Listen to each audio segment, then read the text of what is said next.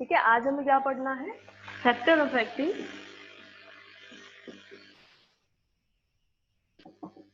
CFS यानी crystal field stabilization energy जो होती है उसको कौन कौन से फैक्टर अफेक्ट करते हैं। ठीक है, तो इसमें पहला फैक्टर हमने कल वाली क्लास के अंदर पढ़ा था, जो क्या था, चार्ज ऑन मेटल कि धातु के ऊपर आवेश क्या है।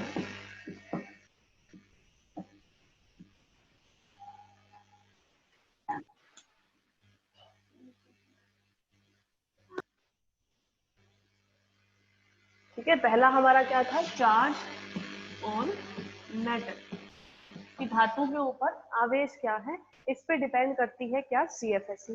कैसे डिपेंड करती है, यदि आपकी मेटल सेम है लेकिन उनकी ऑक्सीडेशन स्टेट अलग अलग है। ऑक्सीडेशन स्टेट का मतलब क्या है कि जैसे हमने आयरन के दो कॉम्प्लेक्स लिए, एक में आयरन +2 ऑक्सीडेशन स्टेट में है, एक में +3 ऑक्सीडेशन स्टेट में है, तो इन दोनों के अंदर डी ऑर्बिटल में कितने इलेक्ट्रॉन होंगे, आयरन में 3d6 4s2 होते हैं, अगर +2 है तो 3d6 होंगे और इसमें 3d5 होंगे। यानी क्या है कि जो ऑक्सीडेशन स्टेट है, ऑक्सीडेशन स्टेट क्या बताता है कि कितने इलेक्ट्रॉन हमारे बाहर निकल गए, उस मेटल से बाहर निकल गए। तो जितने ज्यादा ऑक्सीडेशन स्टेट होगी उतने ही इलेक्ट्रॉन आपके बाहर निकलेंगे, और जितने यहाँ पर इलेक्ट्रॉन कम होंगे वो सीएफएससी की वैल्यू जो है वो उतनी ही क्या आएगी, ज्यादा आएगी, यानी वो मॉलिक्यूल उतना ही ज्यादा क्या होगा, स्टेबल होगा। यानी सीएफएससी डायरेक्टली किसके प्रोपोर्शनल है कि धातु की ऑक्सीडेशन स्टेट क्या है। अगर ऑक्सीडेशन स्टेट धातु की हायर है, उच्च है, या फिर उसमें क्या कहे कि आवेश ज्यादा है धातु के ऊपर, तो उसकी जो डेल्टा ओ की वैल्यू है वो भी क्या आएगी, ज्यादा आएगी। यानी फर्स्ट पॉइंट हमारा क्या आया कि delta O is proportional to oxidation state of metal. ऑक्सीकरण अवस्था, धातु की ऑक्सीकरण अवस्था के डायरेक्टली प्रोपोर्शनल ये होता है, या फिर ये कहे कि चार्ज के डायरेक्टली ये प्रोपोर्शनल होता है। ठीक है, दूसरा होता है कि अगर हम मेटल अलग अलग लें लेकिन ऑक्सीडेशन स्टेट सेम है। ठीक है, ये तो हमने क्या की थी, एक ही मेटल ली लेकिन ऑक्सीडेशन स्टेट अलग अलग है। अगर हम क्या करें, दो अलग अलग मेटल ले लें, उनकी ऑक्सीडेशन स्टेट सेम ले लें, जैसे कॉपर +2 और Na+2। ठीक है, सेकेंड पॉइंट है इसके अंदर, कॉपर+2 और Na+2 दोनों की ऑक्सीडेशन स्टेट सेम है, लेकिन अब इसमें इलेक्ट्रॉनों की संख्या, एक के अंदर क्या है D7 है और एक के अंदर क्या है D8 है, निकल में D8 होगी, क्योंकि ये क्या होता है 3d8 4s2 होता है, तो ये क्या है 3d8 और ये क्या है 3d7। ठीक है, अब क्या, ऑक्सीडेशन स्टेट तो सेम है, हमने फर्स्ट पॉइंट में क्या कहा कि जिसकी ऑक्सीडेशन स्टेट ज्यादा वो ज्यादा सही होगा, यानी डेल्टा ओ की वैल्यू ज्यादा होगी। लेकिन यहाँ पे क्या हो रहा है, उल्टा हो रहा है। यहाँ पे क्या है, ऑक्सीडेशन स्टेट तो सेम है, अब कैसे बताएंगे, इलेक्ट्रॉन पे। ठीक है, तो इलेक्ट्रॉन पे बेस होती है, इलेक्ट्रॉन जिसमें ज्यादा होंगे तो उसकी सीएफएससी की वैल्यू क्या हो जाएगी, कम हो जाएगी, क्योंकि जितना ज्यादा इलेक्ट्रॉन होंगे उतना रिपल्शन ज्यादा होगा। ठीक है, तो ये जो डेल्टा ओ है ये क्या होती है, इनवर्सली प्रोपोर्शनल होती है नंबर ऑफ बी इलेक्ट्रॉन। ठीक है, डी कक्षक में कितने इलेक्ट्रॉन है उसके इनवर्सली प्रोपोर्शनल ये होता है। अब इसी के अंदर एक थर्ड पॉइंट और आता है कि मान लो हमने दो अलग अलग मेटल ली, दोनों की ही ऑक्सीडेशन स्टेट भी अलग अलग है। ठीक है, तो वहां पे क्या होगा,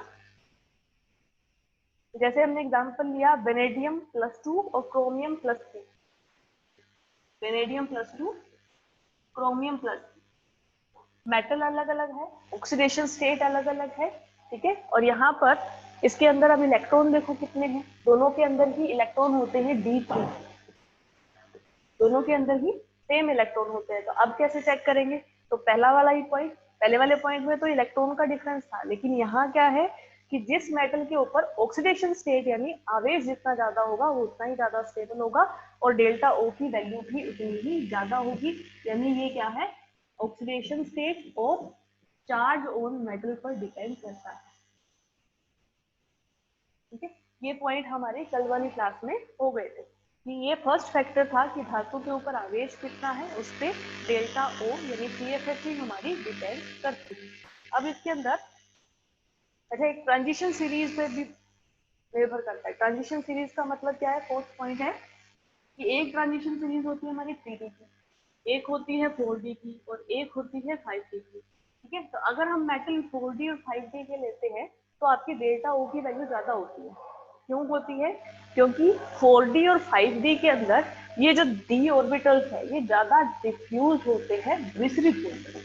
डिफ्यूज का मतलब क्या है, विसरित का मतलब क्या है, ये ज्यादा फैले हुए होते हैं। ज्यादा फैले हुए होते हैं, जितने ज्यादा फैले होंगे उसमें इलेक्ट्रॉन का रिपल्शन उतना ही कम होगा। अगर इलेक्ट्रॉन रिपल्शन कम हो रहा है तो यहाँ पर CFSE की वैल्यू भी क्या आएगी, ज्यादा आएगी। यानी यहाँ पर जैसे जैसे संक्रमण श्रृंखला बढ़ती है वैसे वैसे ही आपका डेल्टा ओ की वैल्यू भी क्या होती है, बढ़ती जाती है। ठीक, ये आपका इसमें लास्ट पॉइंट। ठीक, अब इसके अंदर दूसरा पॉइंट आता था, ये तो धातु आयन की प्रवृत्ति बताई हमने जिससे वैसी इफेक्ट होती है। सेकंड पॉइंट आता है इसमें लिगेंड की प्रकृति, कि लिगेंड हम किस तरह का ले जिसमें डेल्टा की वैल्यू ज्यादा आती है और किस तरह का ले जिससे डेल्टा की वैल्यू कम आएगी। सेकंड पॉइंट है आपका लिगेंड का नेचर ऑफ लिगेंड। अब आपको पता है कि लिगेंड दो टाइप के होते हैं, एक स्ट्रॉन्ग होता है और एक वीक होता है। ठीक है, स्ट्रॉन्ग लिगेंड या प्रबल लिगेंड जो है वो क्या करता है, स्प्लिटिंग ज्यादा करता है डी ऑर्बिटल्स के बीच में। अगर डी ऑर्बिटल के बीच की स्प्लिटिंग ज्यादा है, विपाटन ज्यादा है, तो वहां पर डेल्टा ओ की वैल्यू भी क्या होगी, ज्यादा होगी, यानी CFSE की वैल्यू भी क्या होगी, ज्यादा होगी। ठीक है, सेकंड पॉइंट है आपका नेचर ऑफ लिगेंड, लिगेंड की प्रकृति। ठीक है, यानी अगर हम क्या करते हैं, स्ट्रॉन्ग लिगेंड लेते हैं तो वहां पे क्या होता है, डेल्टा ओ की वैल्यू ज्यादा होती है या डेल्टा की वैल्यू ज्यादा होती है। अगर हम वीक लिगेंड लेते हैं तो डेल्टा की वैल्यू कम होती है। क्यों? क्योंकि अगर प्रबल लिगेंड है तो वो डी ऑर्बिटल की स्प्लिटिंग उतनी ही ज्यादा करता है, यानी वो उस मेटल से उतनी ही ज्यादा टाइटली बाउंड होता है। जैसे अगर हम ऑक्टाहेड्रल स्ट्रक्चर की बात करें तो ये ऑक्टाहेड्रल स्ट्रक्चर इस तरह से होती है। ठीक है, अगर ये जो लिगेंड ले रहे हैं ये प्रबल है, प्रबल का मतलब क्या है, ये बहुत ज्यादा टाइटली बॉन्ड होंगे किसके साथ, मेटल के साथ। जितने ज्यादा ये टाइटली बॉन्ड होंगे उतना ही इनका बॉन्ड लेंथ क्या हो जाएगा, कम हो जाएगा। तो इनको तोड़ने के लिए हमें उतनी ही ज्यादा एनर्जी देनी पड़ेगी। यानी यहाँ पर डेल्टा की जो वैल्यू है वो क्या हो जाएगी, बढ़ जाएगी। यानी डेल्टा ओ जो है यहाँ पे प्रोपोर्शनल होता है कि लिगेंड का नेचर क्या है। स्ट्रॉन्ग लिगेंड है तो वो क्या करता है, डेल्टा ओ की वैल्यू को उतना ही बढ़ा देता है। ठीक है, अब इसमें क्या होता है, अब लिगेंड जो है, लिगेंड का नेचर हमें अगर देखना है कि कौन सा प्रबल लिगेंड है कौन सा दुर्बल है, तो उसके लिए एक सीरीज काम में आती है जिसे बोलते हैं हम स्पेक्ट्रोकेमिकल सीरीज। ठीक है, लिगेंड्स के लिए होती है स्पेक्ट्रोकेमिकल सीरीज, ये आपको लर्न करनी है। इसे बोलते हैं हम स्पेक्ट्रो रसायन श्रेणी। ठीक है, ये स्पेक्ट्रो रसायन श्रेणी हमें बताती क्या है कि कौन सा लिगेंड आपका कौन सी पोजीशन पे आता है, सबसे प्रबल लिगेंड कौन सा है, उससे दुर्बल कौन सा है। तो आपको इसको याद करना है। ठीक है, कार्बन मोनोऑक्साइड या कार्बोनिल जो है लिगेंड वो सबसे ज्यादा स्टेबल होता है। ठीक है, सबसे ज्यादा प्रबल होता है, स्ट्रॉन्ग होता है। साइनाइड उससे कम होता है। उसके बाद में आता है नाइट्रो। ठीक है, उसके बाद में आता है डाइपिरिडिन। ठीक है, उसके बाद में आता है सल्फेट, सल्फाइड। ठीक है, उसके बाद में आता है पिरिडिन। पिरिडिन और अमोनिया इनका लगभग एक जैसा इफेक्ट होता है। ठीक है, क्योंकि पिरिडिन में भी एक नाइट्रोजन इलेक्ट्रॉन डोनेट करने वाला है और एमीन के अंदर भी एक नाइट्रोजन इलेक्ट्रॉन डोनेट करने वाला है। उसके बाद में NCS माइनस। ठीक है, उसके बाद में H2O, फिर OH माइनस। यानी हाइड्रोक्सी और H2O में से प्रबल लिगेंड कौन सा है, H2O होता है, जल का अणु होता है। उसके बाद में आते हैं हेलाइड। ठीक है, यानी हेलाइड जो भी है हमारे वो क्या है, वीक लिगेंड की श्रेणी में आते हैं। ठीक है, जो जो लिगेंड यहाँ पे लास्ट में आ रहे हैं वो क्या है, वीक है। ये HCN-, ये क्या है, वीक लिगेंड की श्रेणी में आ रहे हैं। और लास्ट में आएगा आपका ब्रोमाइड और आयोडाइड। ठीक है, ये आपकी क्या है, स्पेक्ट्रोकेमिकल सीरीज है जो आपको याद रखनी है कि ये जो लिगेंड है ये सबसे प्रबल है और ये जो लास्ट पे लिगेंड है ये सबसे दुर्बल है, वीकेस्ट लिगेंड ये हमारे इस सीरीज के।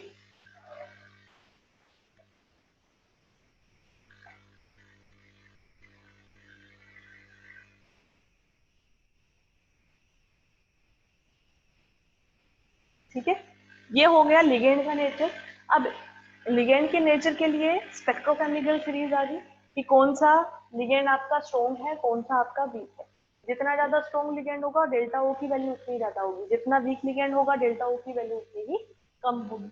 अब दूसरा इसमें आता है कि कौन सी मेटल ज्यादा प्रेफरेबल होती है जिससे डेल्टा ओ की वैल्यू ज्यादा आए, तो उसके लिए भी एक सीरीज होती है। ठीक है, वो भी आपको याद रखनी है। यानी एक श्रृंखला के अंदर अगर हमें मेटल्स को रखना है, ट्रांजिशन मेटल को, संक्रमण धातुओं को, तो संक्रमण धातुएं कौन आसानी से संकुल बनाती है और कौन मुश्किल से संकुल बनाती है। ठीक है, उसकी भी एक सीरीज होती है। तो इसमें सबसे पहले आता है कौन सा, प्लेटिनम +4, यानी प्लेटिनम जिसकी ऑक्सीडेशन स्टेट जो है वो +4 है, वो सबसे ज्यादा उगता है, सॉरी, कोऑर्डिनेशन कंपाउंड बनाती है या फिर कॉम्प्लेक्स बनाती है। ठीक है, मेटल लिगेंड कॉम्प्लेक्स सबसे आसानी से कौन बनाता है, प्लेटिनम +4 बनाता है। और किसके साथ बनाएगा, स्ट्रॉन्ग लिगेंड के साथ बनाएगा। ठीक है, उसके बाद में आता है इरिडियम +3। ठीक है, फिर प्लेटिनम, रोहोडिनम।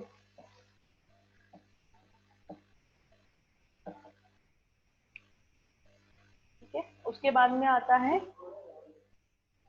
+4 है और मेटल है, मेटल पॉजिटिव ऑक्सीडेशन स्टेट की दिखाई। ठीक है, उसके बाद में मैग्नीज, कोबाल्ट, वेनेडियम।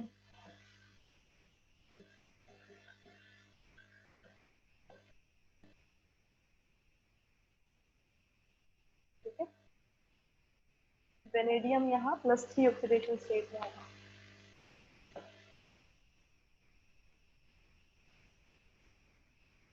मेटल ज्यादातर जो हायर ऑक्सीडेशन स्टेट की है, लेकिन बीच में कुछ लोअर ऑक्सीडेशन स्टेट वाले भी है, लेकिन इनकी ट्रांजिशन सीरीज बड़ी है, ये 3D की नहीं है। ठीक है, 3D 45 की है, इसलिए ये +3 में भी स्टेबल है।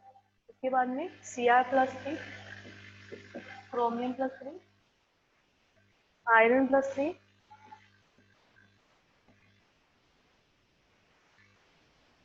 वेनेडियम +2, फिर आयरन +2। यानी यहाँ पे लोअर ऑक्सीडेशन स्टार्ट हो गई है, क्या ऑक्सीडेशन स्टेट यानी ऑक्सीकरण अवस्था मेटल्स की कम स्टार्ट हो गई है, +2 वाली। कोबाल्ट +2,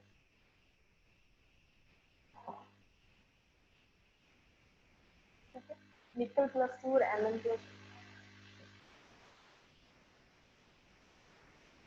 ये क्या है, मेटल की सीरीज है कि कौन सी धातु ज्यादा प्रेफरेबल होती है कॉम्प्लेक्स बनाने के लिए। ठीक है, ये हो गया second point, nature of ligand था। अगर स्ट्रॉन्ग लिगेंड है तो डेल्टा की वैल्यू ज्यादा होती है, वीक है तो कम होती है। स्पेक्ट्रोकेमिकल सीरीज देख ली हमने, किसके लिए, लिगेंड्स के लिए भी और मेटल्स के लिए भी।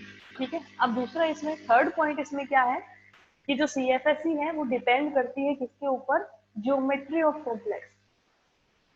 हाँ, संकुलों की ज्यामिति पर निर्भर करती है। तीसरा पॉइंट है, तीसरा पॉइंट है ज्योमेट्री ऑफ कॉम्प्लेक्स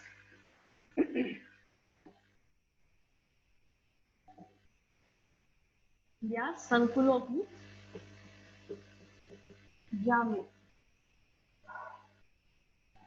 ठीक है, ये इस पे भी निर्भर करती है। कैसे करती है, हमने अभी पढ़ा था कि जो ऑक्टाहेड्रल स्ट्रक्चर होती है उसकी CFSE ज्यादा होती है किससे, टेट्राहेड्रल से।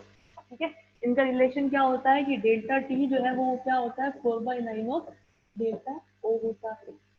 ठीक है, यानी अगर कोई भी कॉम्प्लेक्स अष्टबल की संरचना बना रहा है तो उसके लिए CFSE की वैल्यू ज्यादा होती है, क्योंकि 6 बॉन्ड बन रहे हैं। जितने ज्यादा बंद बनेंगे उतनी ही ऊर्जा बाहर निकलेगी, वो मॉलिक्यूल उतना ही ज्यादा क्या होगा, स्टेबल होगा। ठीक है, अगर हम बात करें स्क्वायर प्लेनर स्ट्रक्चर की, तो स्क्वायर प्लेनर स्ट्रक्चर की जो डेल्टा की वैल्यू है वो इससे डेल्टा ओ से ज्यादा होती है। क्यों? क्योंकि यहाँ पे स्प्लिटिंग बहुत ज्यादा होती है डी ऑर्बिटल्स के बीच में, इसलिए यहाँ पे डेल्टा की वैल्यू भी क्या हो जाती है, ज्यादा हो जाती है। ठीक है, तो ये पूरी जो सीरीज है वो क्या बन गई कि सबसे कम जो है CFSE की वैल्यू टेट्राहेड्रल के लिए, फिर ऑक्टाहेड्रल के लिए, और फिर स्क्वायर सिलेंडर के लिए। सबसे ज्यादा किसके लिए होती है CFSE की वैल्यू? स्क्वायर सिलेंडर स्ट्रक्चर्स के लिए होती है। ठीक है, ये हो गए हमारे फैक्टर अफेक्टिंग CFSE। इसके बाद में बस एक पॉइंट है कि एप्लीकेशन क्या क्या है CFT का और इसकी लिमिटेशन क्या है, उसके बाद में आपकी यूनिट कंप्लीट हो जाएगी। ठीक है, तो हम नेक्स्ट टॉपिक स्टार्ट कर रहे हैं एप्लीकेशन ऑफ CFSE। एप्लीकेशन बहुत सिंपल सी है कि हम कलर बता सकते हैं, ठीक है, हम DD ट्रांजिशन बता सकते हैं।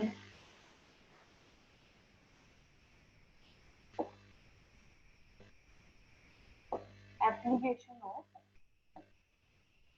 CFSE या CFSE के अनुप्रयोग क्या क्या है, क्रिस्टल क्षेत्र सिद्धांत के, सॉरी CFSE क्रिस्टल क्षेत्र सिद्धांत की एप्लीकेशंस क्या क्या है। तो पहला तो ये है कि ये क्या करता है, मैग्नेटिक प्रॉपर्टी बताता है किसी भी कॉम्प्लेक्स। ठीक है, क्या बताता है? Magnetic property. अब मैग्नेटिक प्रॉपर्टी कैसे बताएगा? चुंबकीय गुण बताता है। चुंबकीय गुण कैसे बताता है कि हमने क्या किया, डी ऑर्बिटल्स की स्प्लिटिंग कर दी। अब जिसमें जितने इलेक्ट्रॉन है उसको हम फिल करते हैं, उसके बाद में हमने देखते हैं कि इसमें अनपेयर्ड इलेक्ट्रॉन कितने हैं।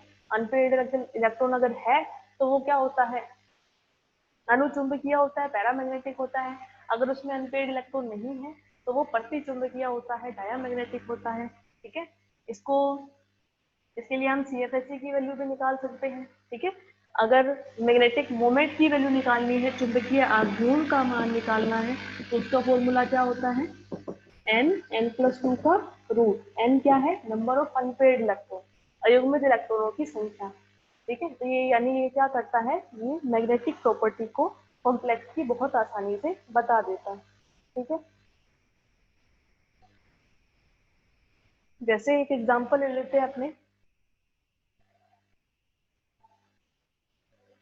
ना, सिंपल सा एग्जांपल ये। ठीक है, अब इसमें देखना है कि मैग्नेटिक मोमेंट की वैल्यू कितनी है। कैसे देखेंगे? सबसे पहले ये देखो कि इस मेटल की ऑक्सीडेशन स्टेट क्या है।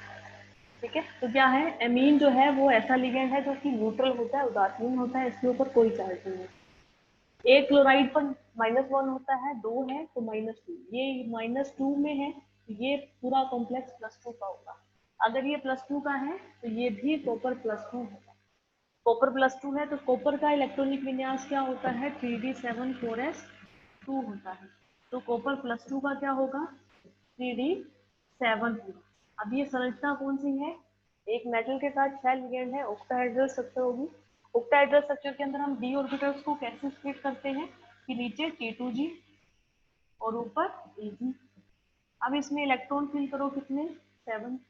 कैसे करोगे, लिगेंड कौन सा है, स्ट्रॉन्ग है। ठीक है, एमीन स्ट्रॉन्ग लिगेंड होता है तो ये क्या करता है, इलेक्ट्रॉनों की पेयरिंग करता है। कैसे करेगा, सबसे पहले तो इलेक्ट्रॉन इन तीनों में एक एक आएंगे। ठीक है, 1 2 3। अब स्ट्रॉन्ग लिगेंड अगर है तो यहाँ पे इलेक्ट्रॉनों की पेयरिंग पहले होगी, फिर ऊपर वाले ऑर्बिटल भरे जाएंगे। ठीक है, तो यहाँ पे क्या होगा, 3 हो गए, 4 5 और 6। अब सातवां इलेक्ट्रॉन कहाँ जाएगा, यहाँ। अगर सातवां इलेक्ट्रॉन यहाँ जा रहा है तो ये क्या है, अनपेयर्ड है। अगर ये अनपेयर्ड है तो इससे मैग्नेटिक मोमेंट की वैल्यू निकाल सकते हैं हम। ठीक है, m की वैल्यू यहाँ पे क्या है, 1 है, तो ये क्या वैल्यू आएगी, 3 का रूट।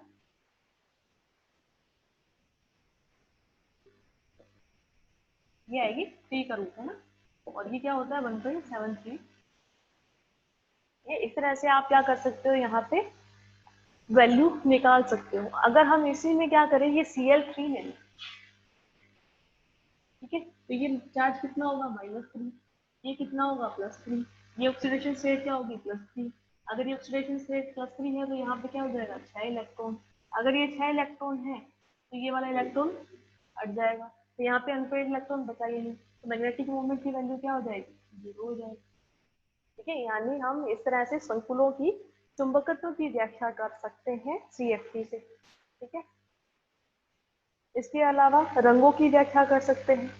संकुल में रंग किस वजह से होते हैं? रंग किस वजह से होते हैं? ये इलेक्ट्रॉन जो है ये जब इधर से एनर्जी को गेन करके हायर एनर्जी स्टेट में जाते हैं और वापस जब ये आते हैं तो इनसे क्या होता है, रेडिएशन निकलती है जिससे हमें कलर का पता चलता है। क्योंकि ये जो रेडिएशन होती है ये कहाँ से आती है? विजिबल रीजन के अंदर आती है, तो हमें कलर पता चल जाता है, दृश्य क्षेत्र के अंदर आती है। ठीक है, तो यहाँ पर ये CFT क्या कहती है कि जो संकुलों का रंग है वो रंग किसकी वजह से है?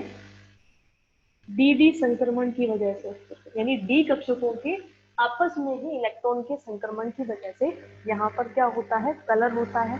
और ये क्या होता है? अवशोषण स्पेक्ट्रम जब हमें मिलता है तो उससे कलर का पता चलता है। यानी यहाँ पर इलेक्ट्रॉन ने एनर्जी को एब्जॉर्ब किया और फिर हमें कलर का पता चलता है, तो ये क्या है? अवशोषण स्पेक्ट्रम। ठीक है, अच्छा एक चीज इसके अंदर ये होती है अवशोषण स्पेक्ट्रम, डी ट्रांजिशन, इसकी वजह से कलर होता है। एक इसमें एक पॉइंट और होता है कि कलर का एक रीजन और है, वो होता है चार्ज ट्रांसफर, आवेश स्थानांतरण। ठीक है, आवेश स्थानांतरण किस तरह से होता है कि जैसे हमने लिगेंड से इलेक्ट्रॉन लिए मेटल में, ठीक है, तो वो तो क्या करता है? वो पाई बॉन्ड का फॉर्मेशन करता है। लेकिन हम क्या करें, वापस मेटल से लिगेंड में जाए, या फिर हम क्या करें कि जो मेटल लिगेंड से मेटल में इलेक्ट्रॉन आ रहे हैं उनकी वजह से जो कलर आएगा या जो एब्जॉर्प्शन स्पेक्ट्रा आएगा वो हमारा क्या होगा? चार्ज ट्रांसफर या आवेश स्थानांतरण का स्पेक्ट्रा होगा। इससे भी हमें कलर का पता चलता है। ठीक है, एक तो हुआ डी ट्रांजिशन। डी ट्रांजिशन का मतलब मेटल के अंदर ही डी ऑर्बिटल, एक ही मेटल के एक ही डी ऑर्बिटल के बीच में इलेक्ट्रॉन ट्रांजिशन हुआ, उसकी वजह से कलर पता चला, तो वो हुआ डी ट्रांजिशन की वजह से। दूसरा क्या कि बाहर से लिगेंड जो इलेक्ट्रॉन देता है उसकी वजह से जो अब्जॉर्प्शन स्पेक्ट्रा हमें मिलता है वो भी हमें कलर के बारे में बताता है। ठीक है,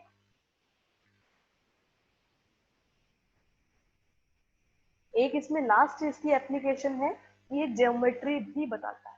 थर्ड एप्लीकेशन है CFT की कि ये क्या है? कॉम्प्लेक्स की ज्योमेट्री बताता है, ज्यामिति बताता है। तो ये भी हम बहुत बार पढ़ चुके हैं। कौन कौन सी स्ट्रक्चर होती है? ऑक्टाहेड्रल होती है, टेट्राहेड्रल होती है और स्क्वायर प्लेनर होती है। ठीक है, ये CFT की क्या है? एप्लीकेशंस है। अब इसमें लास्ट पॉइंट बचा है कि CFT की लिमिटेशंस क्या क्या होती है, वो हम अब नेक्स्ट क्लास में पढ़ेंगे, और नेक्स्ट क्लास में आपकी ये यूनिट कंप्लीट हो जाएगी। ठीक है।